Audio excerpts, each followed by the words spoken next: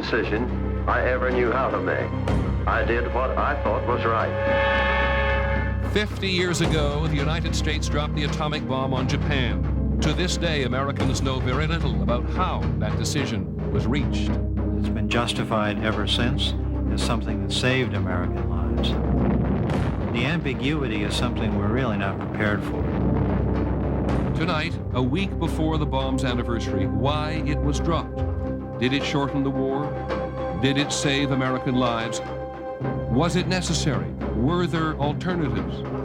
Did the United States need to be the first and only nation to use an atomic bomb? Do Americans know the truth about the decision to drop the atomic bomb? Americans know very little about why the bomb was used.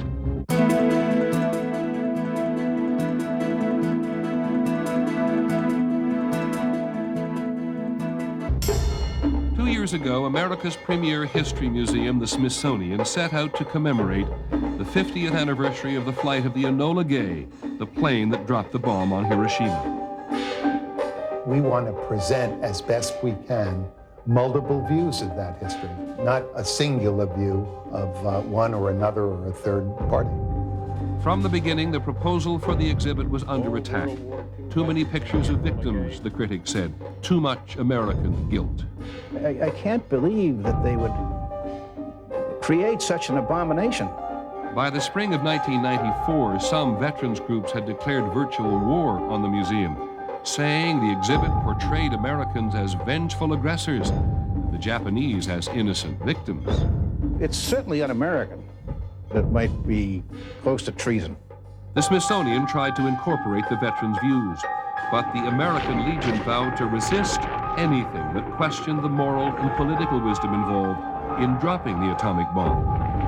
The curators wrote a political statement, an anti-nuclear, anti-atomic political statement. Finally, the exhibit collapsed over a hypothetical question. How many American lives did the bomb really save? There are literally millions of Americans who would not be here today if those weapons had not been used.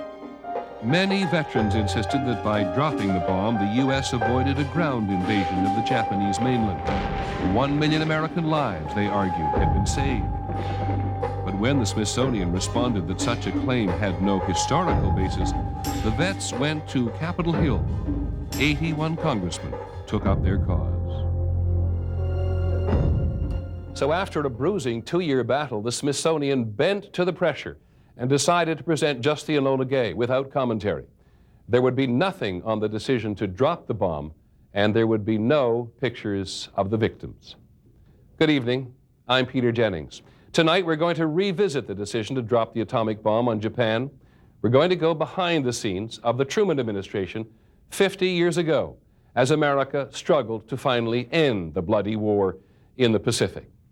The site of the Enola Gay, newly refurbished and on exhibition here at the Smithsonian, is a shiny reminder that in the closing days of World War II, the United States, in its determination to end the war, became the first and only nation ever to use the atomic bomb. It was a subject of controversy then, as it is now.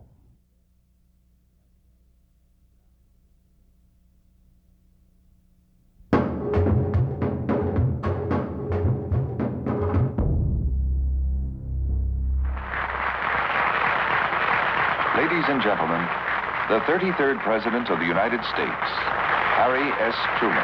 In 1964, Harry Truman would cooperate with a television series that laid out the official history of his presidency. Good to see you here this morning for a discussion, I hope, of some historical matters in which you ought to be interested.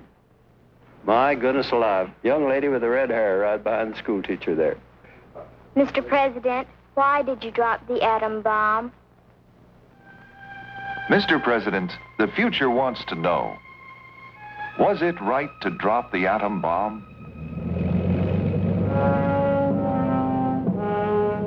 My chief purpose was to end the war in victory, with the least possible loss of American lives. I never had any qualms about using an instrument that finally ended the war in which we'd had 250 or 300,000 of our youngsters killed and 700,000 of them maimed. I made the only decision I ever knew how to make. I did what I thought was right. The official history of the atomic bomb was also reflected from movie screens. In fact, Hollywood's first attempt at an A-bomb blockbuster was not released until it had White House approval. In the original script, the actor playing President Truman made what seemed a quick and easy decision. It was American boys or the bomb. But the president's advisors who previewed the film were concerned about his image. And the president himself wrote to the man who portrayed him. My only objection is it appeared to have been a snap judgment program. It was made to appear as if no consideration had been given to the result of dropping the bomb. That is an absolutely wrong impression. Thank God we've got the bomb and not the Japanese. What movie audiences finally saw was an agonized decision. That's one argument for our using it, Charlie, but it's not the decisive argument. The whole thing is terrifying. You must have spent many sleepless nights over it. A year less of war, Charlie, will mean life for 300,000, maybe 500,000 of America's finest youth. These were the decisive considerations in my consent. As President of the United States, sir, you could make no other decision. As President, I could not. In the film, there are many factual mistakes. The Enola Gay takes off on its historic mission and then braves heavy flak over Hiroshima. On August the 6th, 1945, there was no hostile fire. 250,000 people down there starting the day. City about the size of Dallas, Texas. In about 1 second, they'll be wiped off the map. They'll never know what hit them. We've been dropping warning leaflets on them for 10 days now. That's 10 days more warning than they gave us at Pearl Harbor. In fact, no leaflets were dropped specifically warning the city below of a powerful new bomb.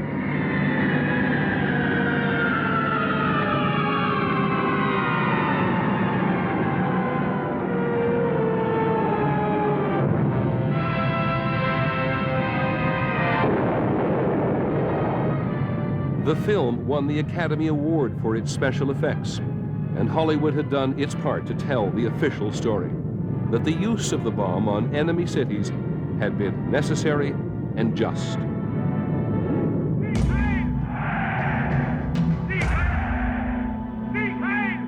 This was a war fought against evil, against military dictatorships in Germany, Italy, and Japan.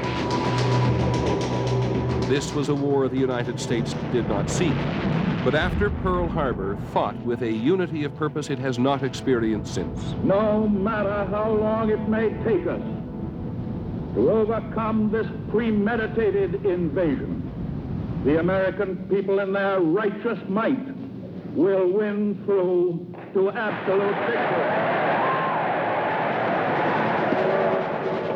It was Franklin Roosevelt who authorized a project hidden deep in the New Mexico desert to build the atomic bomb.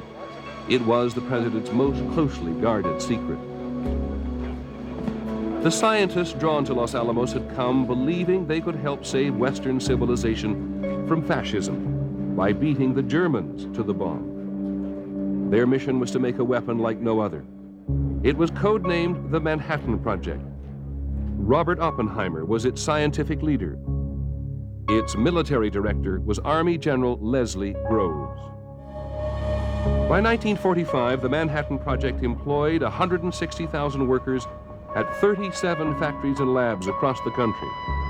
General Groves promised the first atomic test by the middle of the year. President Roosevelt would not live to see it.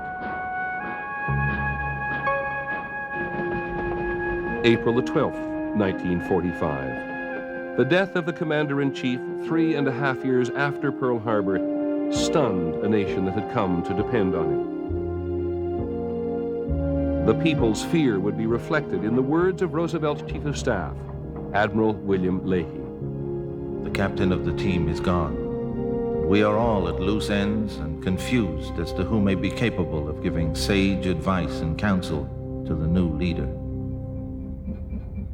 They were shocked. Harry Truman, from their point of view, was an insignificant figure. Perhaps almost anyone compared to Roosevelt would have been insignificant, but Truman was on the long list of insignificant figures, perhaps the most insignificant they could imagine. They had no respect for him. They had no confidence in him. Colonel Henry Stimson was Roosevelt's Secretary of War. I think every one of us felt very keenly the loss of a real personal friend. I know I did. No one knows what the new president's views are. At least I don't. There's a note in the Stimson diaries of about a year or year and a half before Truman became president, in which Stimson noted, after a conversation with Truman, that Truman is a pretty untrustworthy man. But Stimson felt it was his obligation to educate Truman, especially about the atomic bomb, which was at that point Stimson's most important responsibility. Harry Truman had been vice president for 82 days. In that time, he had met with Franklin Roosevelt only twice. He knew nothing of the atomic bomb. Stimson went up to the president, the new president, and said, "We are involved in making a most terrible weapon. Within 4 months, we shall in all probability have completed the most terrible weapon ever known in human history. One bomb of which could destroy a whole city. The world in its present state of moral advance would be eventually at the mercy of such a weapon. In other words, modern civilization might be completely destroyed." When Stimson and Groves first briefed him in detail about the bomb in April of 1945, he kind of thumbed through the paper and he wasn't terribly interested in what they had to say. I mean, he caught the gist of what they were trying to say, which was this is the most terrible weapon in history and it can take out a whole city. So he knew that, but how that translated into his actions or how that translated into his thinking about the bomb is much less clear. There was Truman, who did not have all those bright young men around him as Franklin Roosevelt had. By his own account, had received absolutely no preparation for assuming the presidency, nor had been privy to the development of the atomic bomb, and immediately looked to who is the most experienced man politically and in terms of diplomacy that I can trust, someone like me. That man who would have so much influence on Harry Truman was James Burns of South Carolina. Burns had believed that he would be Roosevelt's vice president until Roosevelt picked Truman at the convention. So Burns would join President Truman's circle as the man who thought he should have the job. He was one of the few men who'd known anything about the bomb and had warned Roosevelt that the huge amounts of money being spent meant political scandal if it were not a success. He knew more than Truman, and Truman knew that Jimmy Burns could make certain that the atomic project would show results, both militarily and politically. So Burns took a slight knowledge, which he had, as his leverage to present himself as Mr. Atomic Bomb to Harry. So there was Truman, with a shrewd, calculating Southern politician on one side, and on the other, the more cautious, conservative Colonel Stimson. Burns had already told me that the weapon might be so powerful as to be potentially capable of wiping out entire cities and killing people on an unprecedented scale. Might well put us in a position to dictate our terms at the end of the war. Stimson, on the other hand, seemed at least as much concerned with the role of the atomic bomb in the shaping of history as in its capacity to shorten this war.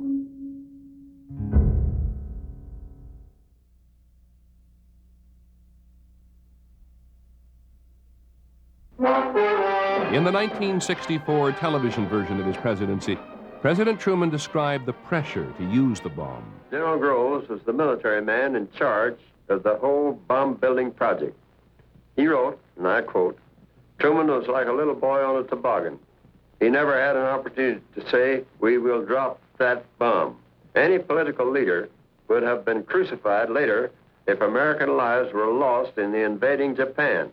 Well, I wasn't worried about being crucified." When Harry Truman became president, Germany was close to surrender, but the war in the Pacific was still to be won. Against an enemy Americans had come to hate even more than the Germans. The Japanese behavior is appalling and atrocious toward Chinese, toward civilians, toward peoples throughout Asia, toward prisoners of war. It's very clear that in Germany there were good Germans and bad Germans, and almost always the Americans describe themselves as fighting Hitler or Nazis. In the case of the Japanese, you get all sorts of slogans like the only good Jap is a dead Jap.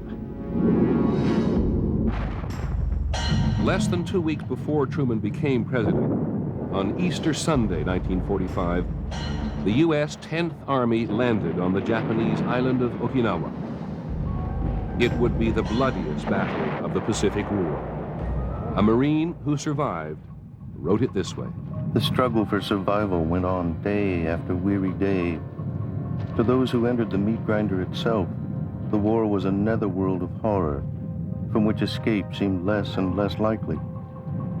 As casualties mounted and the fighting dragged on and on, time had no meaning. Life had no meaning. Many people who argue that the atomic bomb was necessary remember Okinawa, an enemy hidden in caves who would not surrender even when faced with certain death. I didn't think twice whether civilians or soldiers were inside. Any remorse about human beings shot in there disappeared pretty quick, because this was survival. I wanted to live. I wanted to go home. But the story on Okinawa was not the story of the whole war. In the summer of 1945, what sort of shape was Japan in militarily? Japan militarily was in tatters. The Air Force had been virtually destroyed. The Navy had been shattered. The Army had been repatriated for the last homeland defense. Japan was clearly near defeat. The question is, was Japan near surrender? Surrender was the question. It would turn on the U.S. demand that surrender be total. Total with no conditions. And the Japanese fear that the imperial throne would not be allowed to survive. The emperor to them was like a god, and they worshipped him. So in a sense, he personified their nation. And until he gave a signal that it was all right to surrender, they were ready to fight to the death. Japan's own policy, led by the military forces and supported by the Emperor of Japan, was to show the Americans how terribly costly it would be if they tried to push the war to an invasion or to unconditional surrender. The last year of the war was the killing year, and neither side can seem to break out of this before a final cataclysmic end.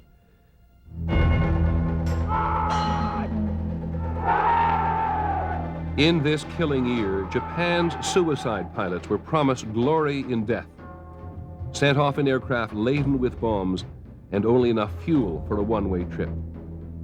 A 19-year-old pilot would write this on the eve of a mission. To bring the nation to victory was our thought. And what was that nation? The land of my parents, younger brothers, and sister. Can we bear seeing our country invaded by outside enemies? That was on my mind. We were innocents. The Japanese kamikaze missions would strike a chord of terror in the American psyche and convince American troops that the enemy would fight to the bitter end.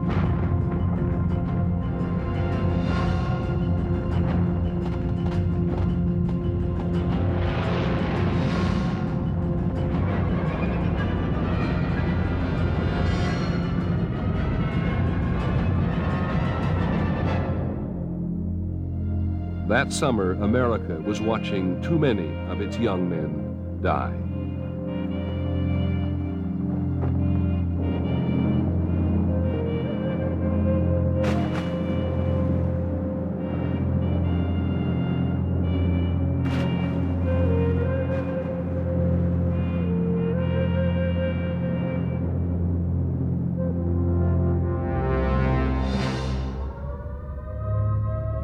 In this killing year, the United States would play its part as well. Through the night of March 9th, 1945, while Roosevelt was still president, 334 American B-29s firebombed Tokyo.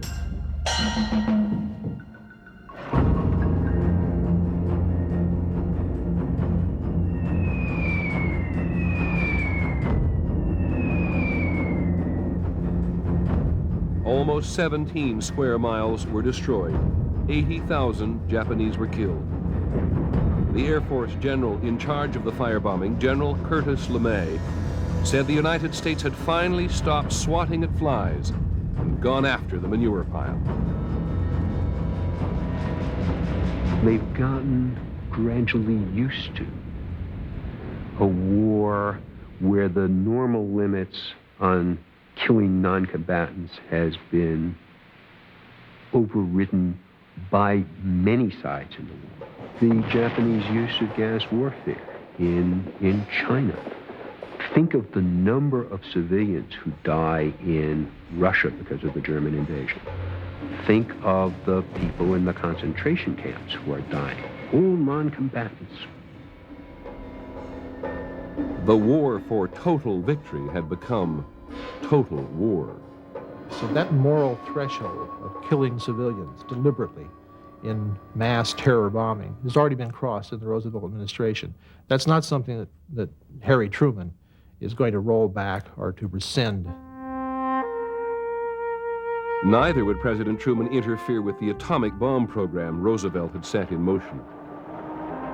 Scientists on the Manhattan Project raced to develop not just one bomb, but two. The simpler would use a rare form of uranium. The more complicated would use plutonium. Either, they knew, would be a terrible force. The man in charge, General Leslie Groves, thought it his duty to make sure the terrible force was used. He had a blank check to do what it took to get the bomb ready. Then, the assumption was it would be dropped. The thing that's peculiar about the bomb was there was no procedure for deciding, except that ultimately the president would have to say yes or no to something, but who would be involved in whatever was sort of made up as it went along. As he relentlessly pushed the scientists, General Groves also pushed to appoint a target committee of military officers to choose the places the bomb should be dropped. It was not their job to decide whether the bomb should be used, only where and how. And Groves' concern is to preserve some targets untouched in Japan, some cities untouched, so that he could demonstrate precisely the impact of the bomb on a city. Their problem wasn't picking targets, it was the fear they would run out of them. It's really perverse, but they had to put 4 cities off limits from conventional bombing in order to be able to drop an A-bomb on them and see what would happen. The official history has always taught that the atomic bombs were directed at military targets. But this was General Groves' first choice. Kyoto, Japan's ancient and sacred capital. Surrounded by mountains, Kyoto had the perfect terrain to concentrate the bomb's impact. And as the target committee minutes make clear, Kyoto was not listed for military reasons. It was agreed that psychological factors in target selection were of great importance. 2 aspects of this are, 1, obtaining the greatest psychological effect against Japan, and 2, making the initial use sufficiently spectacular for the importance of the weapon to be internationally recognized when publicity is released. In this respect, Kyoto has the advantage of the people being more highly intelligent, and hence better able to appreciate the significance of the weapon. When you actually look at the target choices, the aim points are never military installations. They are in fact the center of the geographic center points of cities. Yes, in every city there are some things that are militarily related. There are factories or whatever. But the target is the city, and the aim point is the center of the city. At these highest levels of decision-making, did anybody ever object to the targeting of civilians? Basically, only one person objected directly before Hiroshima, and that was ironically General George C. Marshall, the Army Chief of Staff, who on May 29, 1945, with Stimson, argued that if America dropped the bomb on a city, the opprobrium, or the blame cast upon the United States, might last and destroy the American image. Marshall never raised the issue again, so far as we know, during World War II, and after World War II, never admitted that he'd raised the question. It was the Target Committee that also put Hiroshima on the list. Hiroshima is the largest untouched target not on the 21st Bomber Command priority list. Consideration should be given to this city. Hiroshima, a coastal city on the southern tip of Japan's main island. There was an army headquarters here, home to 43,000 soldiers. The city itself had a population of almost 300,000. The army base was not the center of the target. Ground Zero was the center of the city.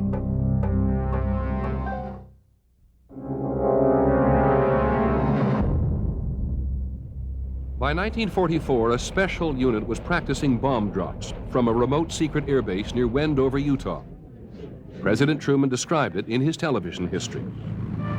To get ready for the delivery of the bomb, the 509th Composite Group of the 20th Air Force had been practicing for over a year in an isolated desert of Wendover Field. But they didn't know what they were training for. They were making visual, not instrumental drops, and they were practicing to drop only one bomb, which to them was funnier still. The secret development of a terrible weapon during a war fought for total victory had created a powerful impulse to use it. Only the scientists seemed to understand it would change the world forever. On the eve of its success, some of them felt increasingly trapped between their ominous invention and the political leaders who would determine its use. They wanted to, if you will, play fair with the Japanese and warn them, not kill civilians, if the weapon itself would scare them into surrender.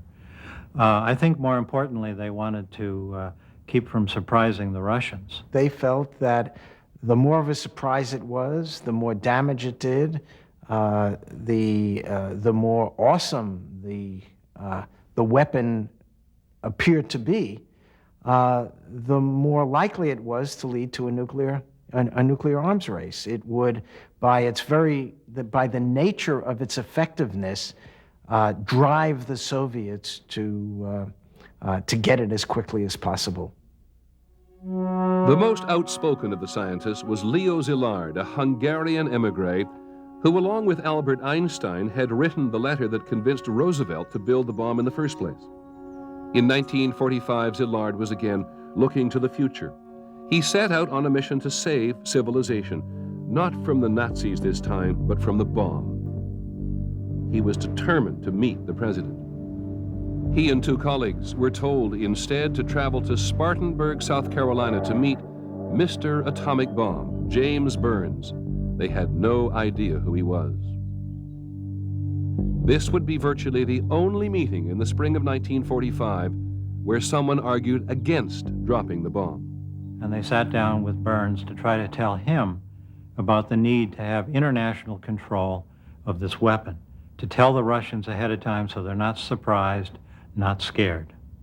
And he was talking to just the wrong man. Burns had seen the advances the Russians were making in Europe, and he wanted to impress the Russians with Americans' firmness and with the fact that this was going to be a shared peace. And so to him, the bomb was just the thing he was waiting for. I was completely flabbergasted at the assumption that rattling the bomb might make Russia more manageable. I was concerned at this point that by demonstrating the bomb and using it in the war against Japan, we might start an atomic arms race between America and Russia, which might end with the destruction of both countries.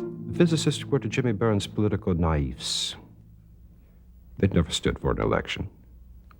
They would never have to face the mother of the textile worker who had been killed in Okinawa, and did not think in terms as Burns thought, which Burns and Burns thought almost exclusively in political terms. Now, one could ask, what point did politics have in this meeting? And I think that Burns would have replied, everything. Burns went on to dominate the debate within the federal government. And having met with somebody like Szilard, he decided, in fact, that his views were true. He could dismiss these people as being crackpots, as being somehow preoccupied with something that didn't matter. And so it probably gave Burns an assurance to carry forward just the policies that Szilard feared he would carry forward. I was rarely as depressed as when we left Burns' house and walked toward the station. I thought to myself how much better off the world might be had I been born in America and become influential in American politics, and had Burns been born in Hungary and studied physics. Szilard would not give up. In the weeks before the bomb was dropped, he would enlist the support of 68 other atomic scientists, urging the president to reconsider its use. President Truman never saw their petition. Months and years later, when he appeared in public, he would make light of this by saying, the public is fascinated by mass murderers, and I'm a mass murderer. He said this in his ironic and almost uncontrollable way of making light of things that bothered him deeply, but I think he did see himself for the rest of his life as a mass murderer.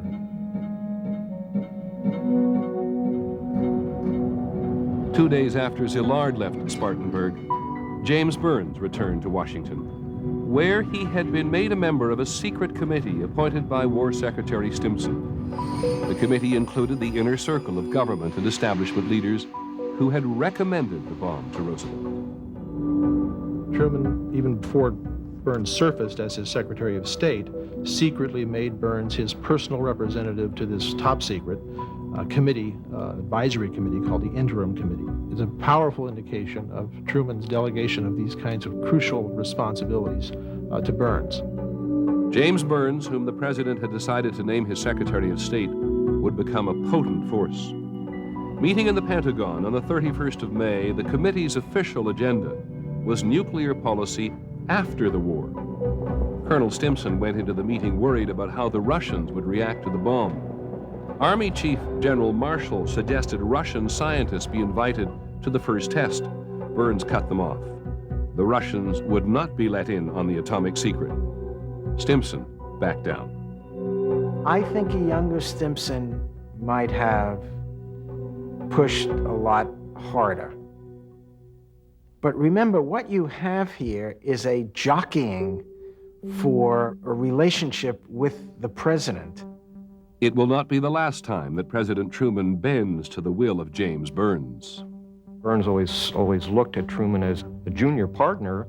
I think that he had a kind of contemptuous attitude toward Truman, and I think that he did see himself as the instructor and Truman as a pupil. He was overwhelmed with running Congress. He was trying to find his way around the White House. He had people who had been doing this job for years in the form of the very dominant Secretary of War, the very dominant General Groves. He brought in the most dominant person he knew in diplomacy, which was James Burns. So he was really letting these people run the show.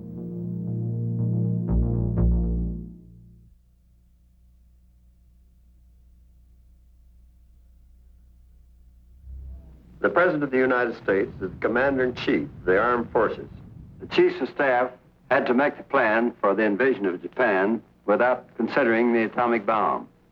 It was estimated that to land on Kyushu and conquer it would cost 250,000 of our youngsters to be killed and 500,000 of them to be maimed for life. The projected casualty numbers that President Truman would use later in life would range from 250,000 to 1 million. That notion of putting 1 million lives at risk long ago became a central part of the argument for using the bomb, though the figure of 1 million has never been found in any of the briefings President Truman received from his military commanders. The real debate in the summer of 1945 was not whether an invasion would be a tragedy. It would have been. But there was no plan to invade for another several months. The real question was how to end the war without that bloody fight to the finish. There was a military option. There was a diplomatic one, and there was the bomb. The military option was to wait for the Russians to get into the war. In a secret agreement, the Soviet leader Joseph Stalin had promised Roosevelt that 3 months after the end of the European campaign, his Red Army would move against the Japanese occupying China. As early as April, U.S. military intelligence concluded that a Russian invasion could be decisive. By the autumn of 1945, we believe that the vast majority of Japanese will realize the inevitability of absolute defeat, regardless of whether the USSR has actually entered the war against Japan. If at any time the USSR should enter the war, all Japanese will realize that absolute defeat is inevitable. The Americans had also broken Japanese military and diplomatic codes. Reading the secret diplomatic intercepts known as magic, the United States knew that Japan itself understood what Russia's entry into the war would mean to them. In the spring of 1945, the Japanese foreign minister cabled his ambassador in Moscow. It is a matter of utmost urgency that we should not only prevent Russia from entering the war, but should also induce her to adopt a favorable attitude toward Japan. The Japanese ambassador in Moscow cabled back to Tokyo that there was not much reason to be encouraged. It is hard to say whether the present eastward movement of troops is being carried out for the purpose of bringing pressure against Japan. We must be on our guard as soon as we notice any marked movement of troops towards eastern Siberia. The increasingly urgent messages ask the Russians to help negotiate a surrender. Stalin ignores them. Unfortunately, it now appears that we shall soon have to abandon our struggle on Okinawa. If Russia, by some remote chance, should suddenly decide to take advantage of our weakness and intervene against us with the force of arms, we should be in a completely hopeless situation.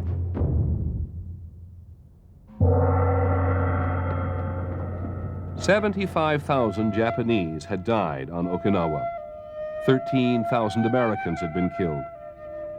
As the Japanese war widows were presented with the ashes of their husbands, in Washington there were some people looking for a political way to end the war. There were three things that were known in the government in Washington that were not known before the first bomb was dropped to the Japanese. One was the bomb itself. One was that the Russians are coming. And the third was that under terms and conditions to be agreed, the Japanese could keep the emperor. That was the political option. Let the Japanese keep their emperor. And President Truman knew that everyone in the bitterly divided Japanese government would insist on it. Policymakers who were advising Truman, those who were closest to Truman and for whom he had a great deal of respect, were saying, look, Mr. President, one way we can end the war as rapidly as possible is to modify our demand for unconditional surrender. Our intelligence people, to a man, said, look, if you harm the god, they will fight forever. You must tell them that you're not going to do that. Say that he can be like the King of England. We won't harm him, he won't have any power, but in some way make it very clear that that will not be the case, that he will not be harmed. Lost in today's debate is the fact that military men were among the key voices urging a change in surrender terms. Admiral William Leahy, the senior military man in the White House who called the bomb that fool thing, argued there were military reasons for a negotiated peace. Admiral Leahy said that he could not agree with those who said to him that unless we obtain the unconditional surrender of the Japanese, that we will have lost the war. What he did fear was that our insistence on unconditional surrender would result only in making the Japanese desperate and thereby increasing our casualty lists. There were alternatives, and Truman and Stimson and Burns and the others were fully conscious of those alternatives. One was to wait for the Soviets to come into the war. One was to modify unconditional surrender. Another alternative was to use the atomic bomb. The bomb had its strong advocates, many of the members of the secret interim committee. The official history points to these men as the ones who carefully considered whether the bomb was necessary. But the evidence shows that the central question of using the bomb was raised only by accident. When this committee breaks for lunch, there's a discussion at one of the tables about alternatives to using the bomb directly on a city. Now, this discussion takes place because the decision is simply accepted that that's what's going to happen, and there are a few of the committee members, including some of the scientists, saying, gee, do we really have to do it that way? Is it possible to do it some other way? Robert Oppenheimer, the scientific leader of the Manhattan Project, remembered that sometime during the lunch, Colonel Stimson emphasized the appalling lack of conscience and compassion that the war had brought about. He was not exultant about the bombings of Hamburg or Dresden or Tokyo. Colonel Stimson felt that, as far as degradation went, we had had it. That it would take a new life and a new breath to heal the harm. But the idea of demonstrating the bomb was vetoed. The idea of warning the Japanese was dismissed. At the time, did Colonel Stimson have any doubts about Not about using it, no. Using it against the city, if you'd pushed him, he would have said, well, we fought that battle, we lost it. The next day, James Burns moved to settle the question that had been raised by accident and pushed for a formal vote. The present view of the committee was that the bomb should be used against Japan as soon as possible, that it should be used on a war plant surrounded by workers' homes, and that it should be used without prior warning. It's one of the myths that's persisted since the war, isn't it, that the atomic bomb was dropped on a military target. In fact, well, it was not a myth. It's a military target. It's a military target like New York. If there was a day when the bomb decision was sealed and delivered, it would be the 1st of June, when James Burns went to the White House to tell the president what the committee had approved. But Burns was covering his bases here. As the president's personal representative on the committee, Burns was doing the job that he had been chosen to do, which is covering the president. Nothing from a political point of view is so advantageous as a committee of shared responsibility. Mr. President, here it is in writing. From the most experienced public men within this nation, from the best scientific minds, you are making the right decision. Do it. Do it quickly, and do it with no warning. How the bomb would be used had now been confirmed. 5 days later, the aging Secretary of War met with the president. Colonel Stimson's diary of their conversation reflects his own agony and confusion about attacking cities. I told him I was busy considering our conduct of the war against Japan and how I was trying to hold the Air Force to precision bombing. First, because I did not want to have the U.S. get the reputation of outdoing Hitler in atrocities. And second, I was a little fearful that before we could get ready, the Air Force might have Japan so thoroughly bombed out that the weapon would not have a fair background to show its strength. He laughed and said he understood. In early July, Colonel Stimson made one last effort to convince the president that the war might end if the Japanese were offered a chance to surrender. He writes in his memoirs, "It's possible in the light of the final surrender that a clearer and earlier exposition of American willingness to retain the emperor would have produced an earlier ending." He did what he could war. on that issue. He pushed as hard as he knew how. Yeah. He had no regrets on that. Only on this question did he later believe that history might find that the United States, by its delay in stating its position on the emperor, had prolonged the war. That's right. He did think that that was possible, that you'd reach that conclusion. And it may be. I think that is an open question.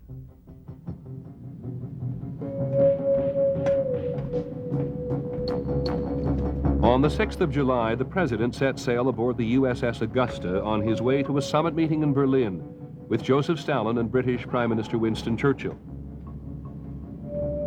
American troops had just fought to a very bloody victory on Okinawa. At the top of the president's agenda was ensuring that Stalin would keep his promise to President Roosevelt and send the Red Army to war against Japan within a month. In his pocket, the president carried the draft ultimatum given to him by Stimson, making it clear that the emperor could keep his throne if Japan surrendered. But at his side was his newly sworn-in Secretary of State, and James Burns argued that the president would be crucified politically if he made a deal with the Japanese.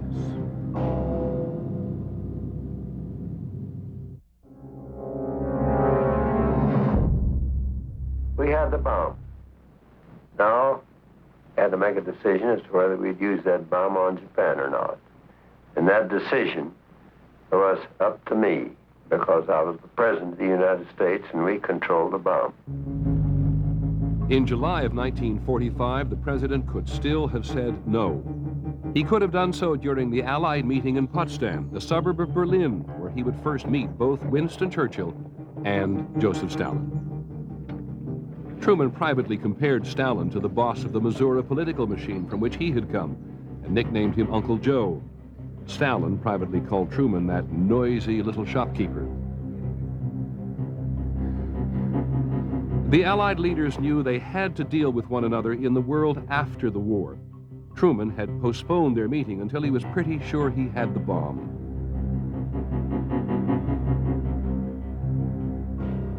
In the New Mexico desert, the gadget, as the device to be tested was called, had been moved to ground zero. General Groves was pushing hard to test the plutonium bomb. If it worked, the United States could produce half a dozen or more, creating a nuclear arsenal, and giving President Truman enormous power in his dealings at Potsdam. At Potsdam, the president writes in his diary about his first meeting with Stalin. We had lunch, talked socially, put on a real show drinking toast to everyone, then pictures made in the backyard. I can deal with Stalin. He is honest, but smart as hell. Most of the big points are settled. He'll be in the Jap war on August 15th. Finny Japs when that comes about. At this moment in Potsdam, before the bomb is a reality, the president seems to understand that he does have an important alternative to an American invasion of Japan. The Red Army's entry into the war might be the way to end it. He rejoices about the Russians in a letter to his wife. I've gotten what I came for. Stalin goes to war August 15th with no strings on it. I'll say that we'll end the war a year sooner now, and think of the kids who won't be killed. That is the important thing. At the New Mexico test range on the night of July the 15th, the men of the Manhattan Project would not get much sleep. Thunderstorms threatened to postpone the test. One scientist bet on the chances that the blast would ignite the atmosphere. He offered a side wager on whether it would destroy the entire world or only New Mexico. And then, just before dawn, at 5:29 on the morning of the 16th, the world changed forever.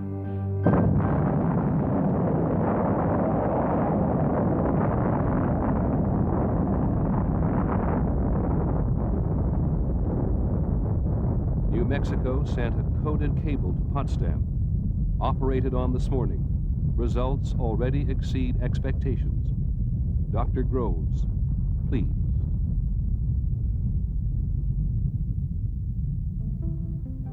For President Truman at Potsdam, this was newfound power. James Burns called it the gun behind the door. There was now no longer a need for politically damaging concessions to the Japanese. And overnight, no more need for Stalin and his Red Army. Stalin doesn't know it, but I have an ace in the hole and another one showing. So unless he has 3 or 2 pair, and I know he does not, we are sitting all right. James Burns went to work immediately on the draft ultimatum to the Japanese. He took out warnings about the Russians and the bomb, and he erased the crucial language suggesting the possibility that Japan might keep its emperor. One gets a sense from these actions, interventions by Burns, and the acquiescence in it by Truman, that they are of a mind, I agree, that, as Burns put it at one point, as recorded in his aide's diary, that the point is to get the war over as soon as possible so that the Russians, the Soviet Union, don't get in so much on the kill of Japan. President Truman's diary raises the question of just how much he understood at the time. This weapon is to be used against Japan between now and August 10th. I have told the Secretary of War, Mr. Stimson, to use it so that military objectives and soldiers and sailors are the target, and not women and children. In fact, the target committee had made the decision to drop the bomb in the center of a city. Again, the president. Even if the Japs are savages, ruthless, merciless, and fanatic, we will issue a warning statement asking the Japs to surrender and save lives. I'm sure they will not do that, but we will have given them the chance. In fact, there would be no explicit warning about the bomb to the Japanese, and the Potsdam ultimatum would be issued the day after the military order to drop the bomb.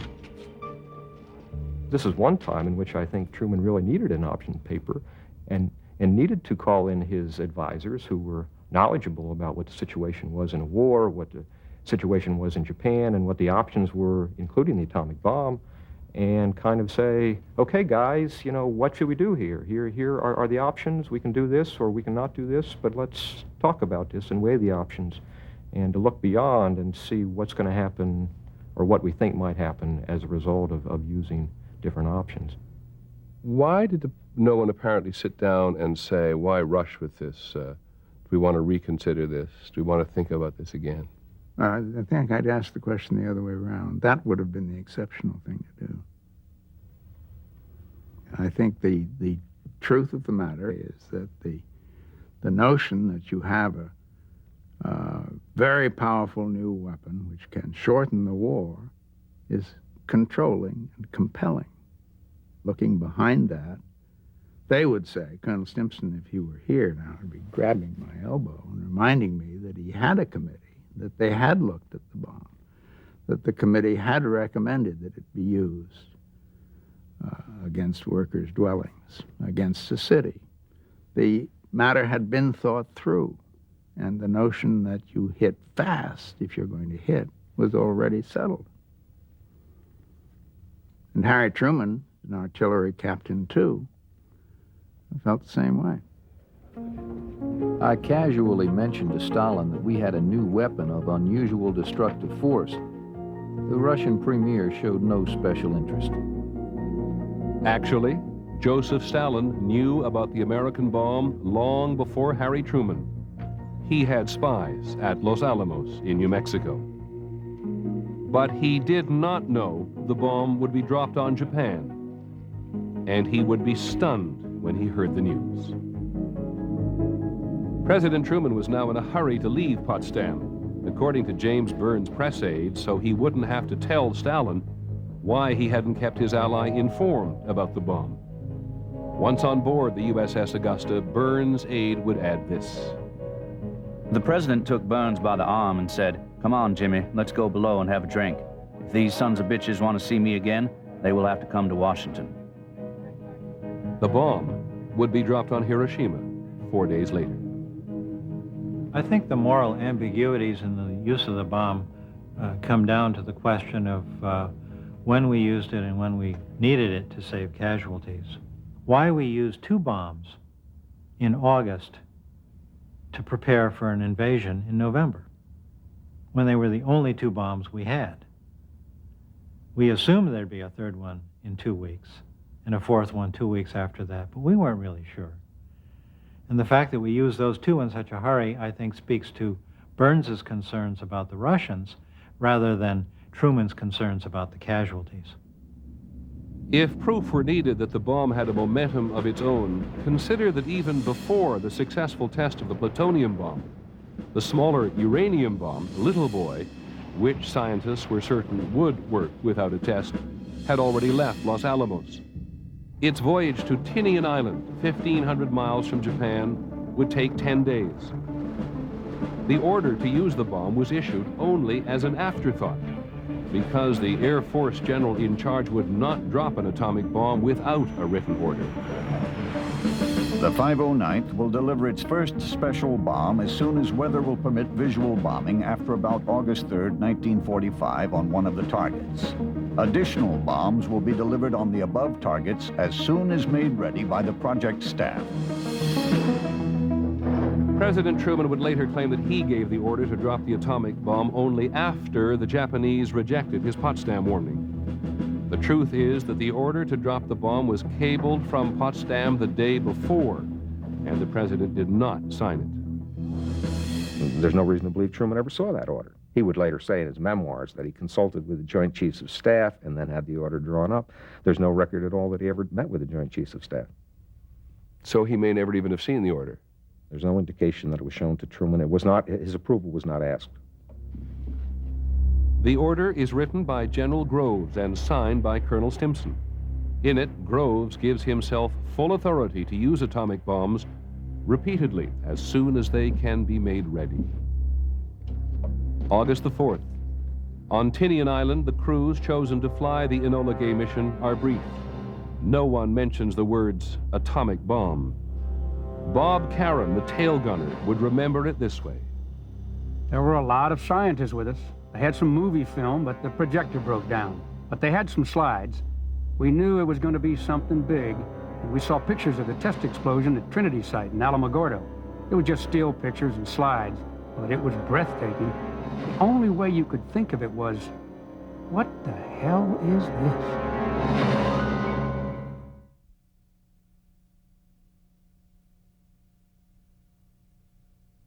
It was a question of saving hundreds of thousands of American lives. At 2:45 a.m., the Enola Gay cleared the runway on special bombing missions with 10,000 pounds of atomic bomb called Little Boy aboard. The mission pilot was Colonel Paul Tibbets. We got off at about 3 o'clock in the morning. We felt that it was our lucky day. We knew it was as we made the final approach toward Hiroshima, which the navigator hit right on the button.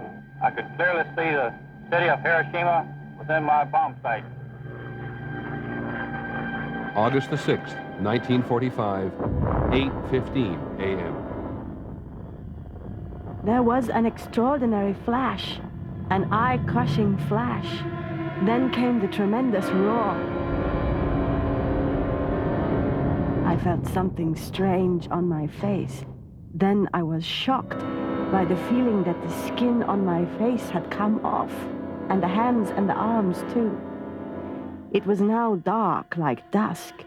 Everything was vague and hazy, as if a mist had covered my eyes. I wondered if I had lost my senses. At that moment, a kind of panic began to well up from somewhere in the crowd, as first one voice, then another began passing along a message. It's gasoline. The Americans are dumping gasoline on us. At least 75,000 people were killed instantly. The exact number of dead will never be clear, because whole families, whole neighborhoods were wiped out by the bomb. No one knows precisely how many died from the effects of radiation in the months and years to come. The bomb had been detonated directly above its target, the center of the city.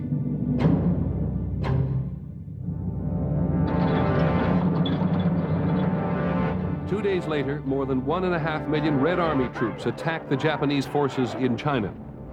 Stalin rushed to get into the war before the new weapon could end it. The Japanese were no match for the Red Army.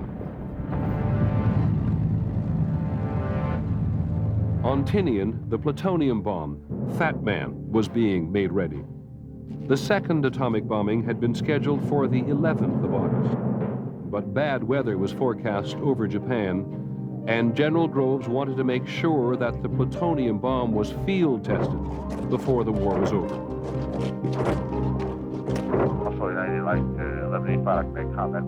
In Tokyo, the shock that Russia had entered the war forced military hardliners to begin talking surrender. They were still arguing on the morning of August the 9th. At 11:02 a.m., the second atomic bomb was dropped on Nagasaki.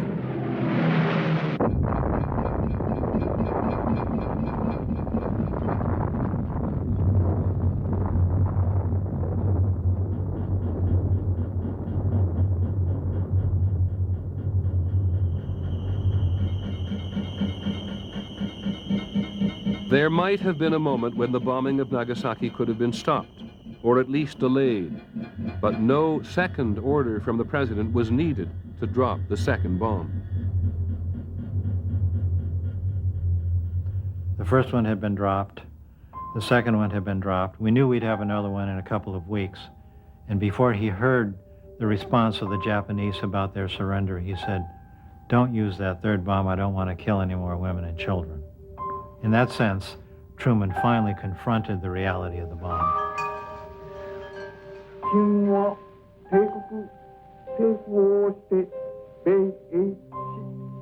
On the 15th of August, the Emperor broadcast a message to the Japanese people.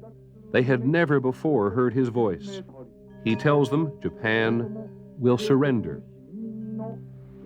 I deem this reply a full acceptance of the Potsdam Declaration, which specifies the unconditional surrender of Japan.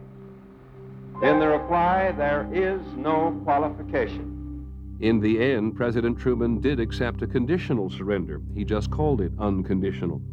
Emperor Hirohito would remain ceremonial head of the Japanese nation until his death 44 years later.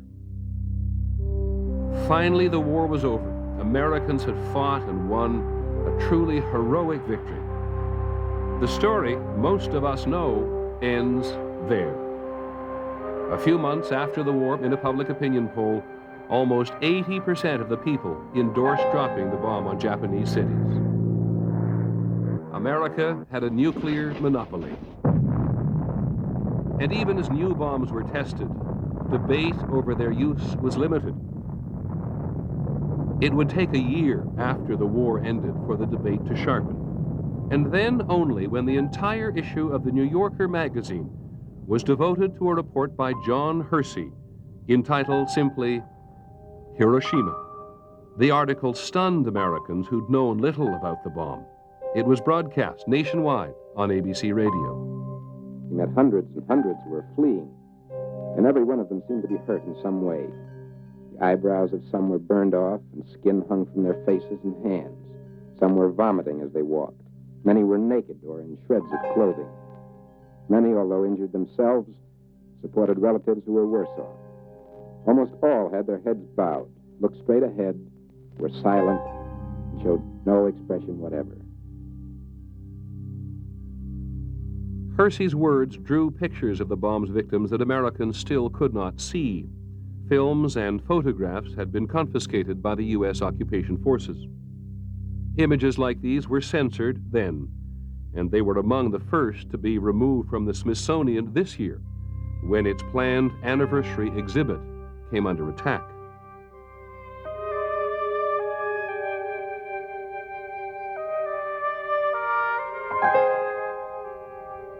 In 1946, facing a rising tide of questions and criticism, the atomic decision makers would feel obliged to rewrite history. The president himself wrote to his ailing former Secretary of War. There has been a great deal of conversation about how the conclusion was reached to drop the bomb, and there has been some indication that the decision was arrived at hurriedly and without consideration. I think you know the facts of the situation better than anybody, and I would like for you to straighten out the record on it. And so Colonel Stimson was recruited to lend his name and reputation to an article putting forth the official view of why the bomb was dropped. The article claimed the atomic decision was, quote, carefully considered, and offered little hint that Colonel Stimson, at least, was haunted by the civilian deaths. That article appeared in the February 1947 issue of Harper's Magazine. It was arguably the most significant magazine article to appear during the history of the Cold War, because it took what had been a growing debate over the decision to use the bomb on Japan and really cut it short. The most enduring single fiction to grow out of the Harper's article was the notion most of us have long believed, that 1 million American lives were saved by the bomb. There is no documentary evidence as to where the number came from. McGeorge Bundy, at 26, was the ghostwriter for the article that appeared in Colonel Stimson's name. If you read it carefully, what it says is, if the war goes on to a point where we have to make the landings, I was informed that we could expect up to 1 million casualties, something like that, not deaths, casualties. So that's nothing but his picture of the worst that could happen if we can't get this war ended. It's not a claim that there would have been 1 million casualties. In 1952, in a letter which became part of the official Air Force history of the war, President Truman revised his estimates of American casualties upward until they too matched the 1 million first cited in the Harper's article. The casualty figures have always been a big part of the debate.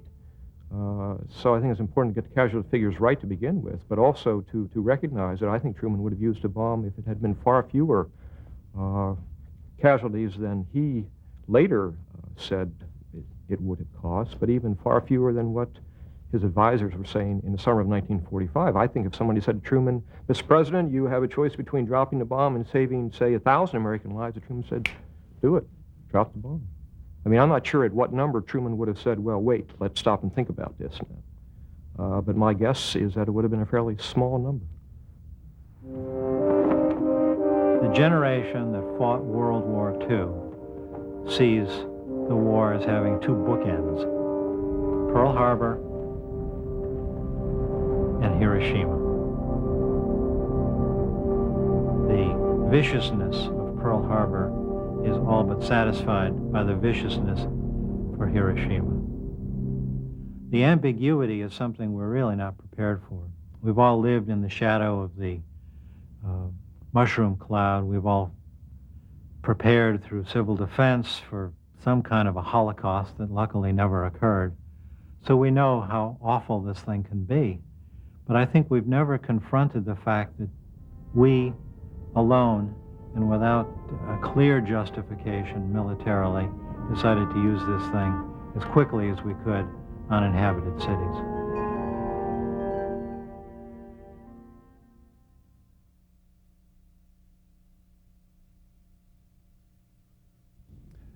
The controversy about using the bomb is not going to be put to rest in this anniversary year.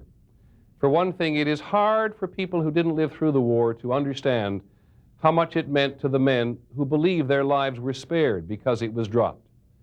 At the same time, it is clear there are people who don't want to contemplate the moral questions that are also part of the bomb's legacy.